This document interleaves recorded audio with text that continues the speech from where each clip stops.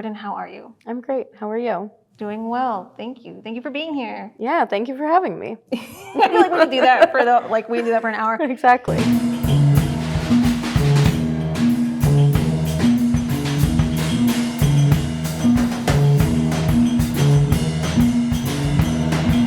Hey everyone, and welcome to QTVC Live. My name is Julia, and we are recording the 5th episode of our MoCA Cleveland collaborative season.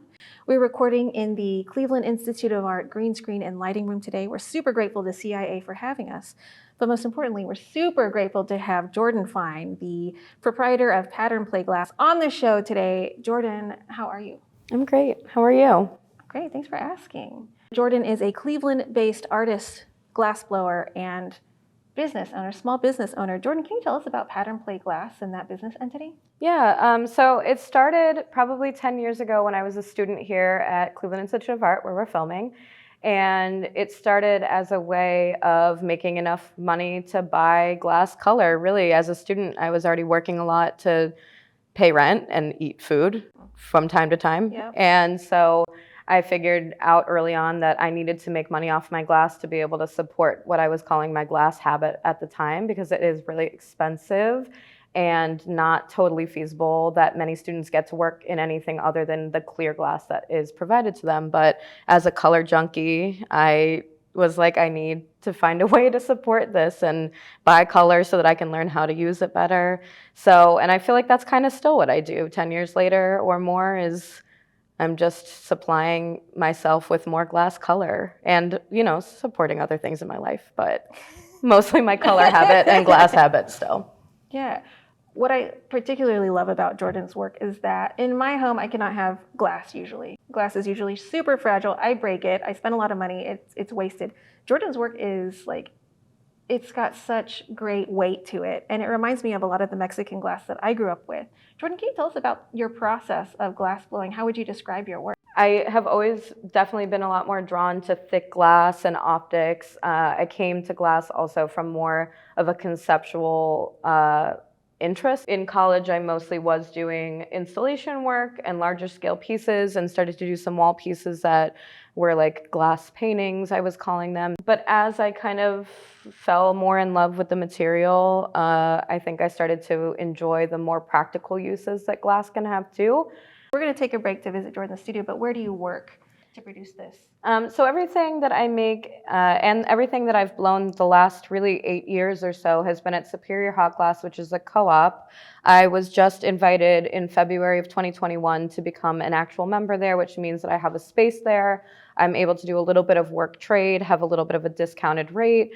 Without all of that, I would not be able to be doing this full time. But folks, we've got 3 vessels available on today's show. So if you're interested in shopping the vessels, seeing the specs, the weights, you can visit www.qtvclive.com/shop. We've got 3 hand-blown glass vessels. Have there ever been vessels that you've been so attached to that you don't want to let go of?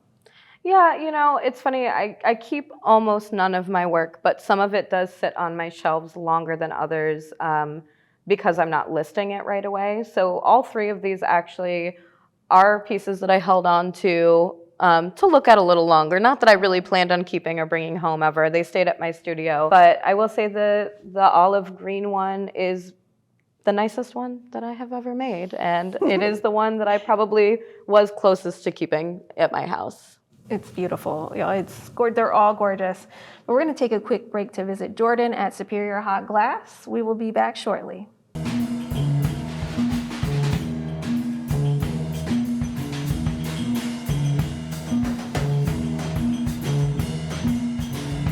Three or 4 days a week, I typically get to the studio. It takes about an hour for everything to get hot once I get there.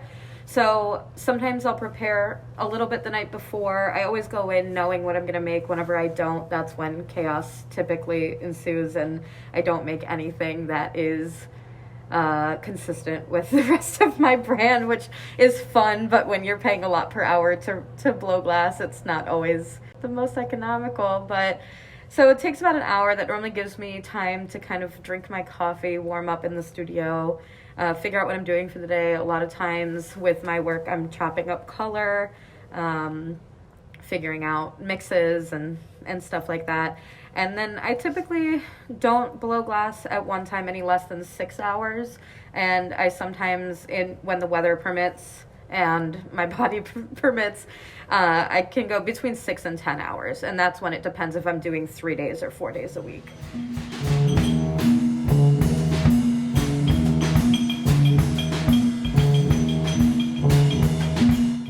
We have a very lovely family dynamic, all of the positives and negatives that can come along with that, and personalities that come out. You know, you can't choose your family, and I think we have somewhat chosen each other, but it's kind of a nice, unique thing to be a part of a co-op where we are leaning on each other, lifting each other up, and then also inadvertently sometimes getting in each other's way. But it's the best possible studio that I could ever ask for, which is why for the first time in the last year in my life, I really don't have much desire to leave and move somewhere else, because it really is the best case scenario I could ever ask for.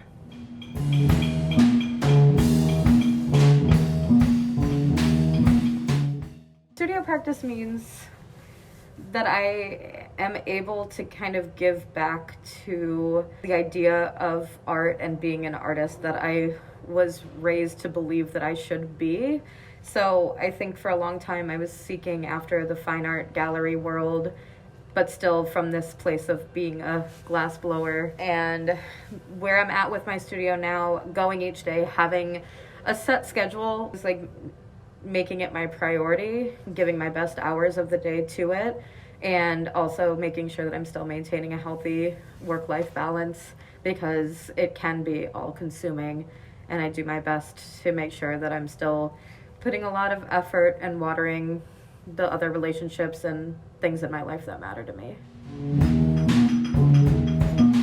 Hey everyone, and welcome back to the studio. We are filming in the Cleveland Institute of Art's green screen and lighting room, and we are here with Jordan Fine of Pattern Play Glass. Jordan, tell us more about the Handle It vase. What does the production process look like? These vases are a little bit larger than my typical items I make in my studio. So it starts by doing the color application first. Then I kind of have to settle on a form. My forms are always kind of in this family of like curvy ladies. The handles are kind of like, you know, a hand on the hip. They also, you know, kind of resemble trophies. I have collected things in them in the past that, you know, lend more towards that as well. But essentially, this is the first item that I started making since the pandemic that I did need an assistant to bring these handles for me. So the whole thing is done. It gets attached to the secondary glass blowing rod so that I can work on the top.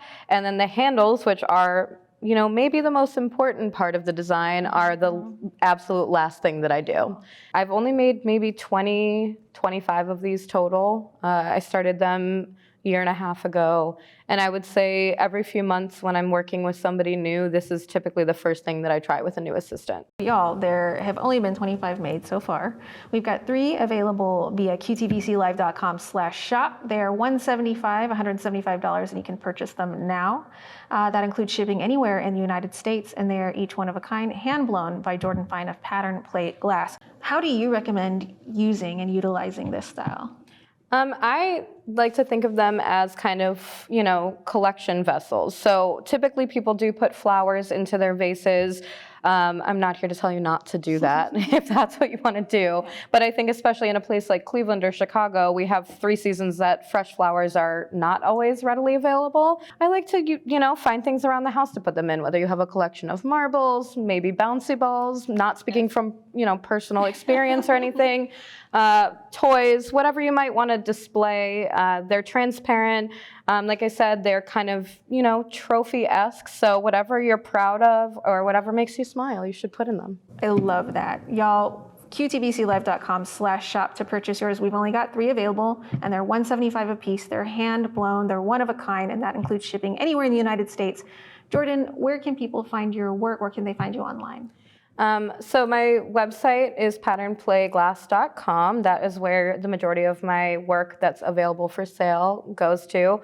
I also have a few wholesale retailers for some smokeware that I have available, as well as my Instagram, which is also Pattern Play Class. Awesome. It has been such a pleasure to have you in the studio. This has been such a smooth ride, Jordan. Thank you.